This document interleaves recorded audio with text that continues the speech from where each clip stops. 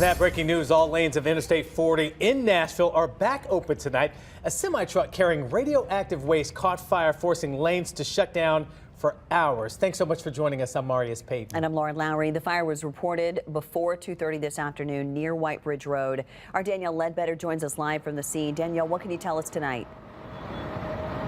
Yeah, so guys, take a look at I-40 West. You can see cars are back flowing, but that was not the case just 45 minutes ago.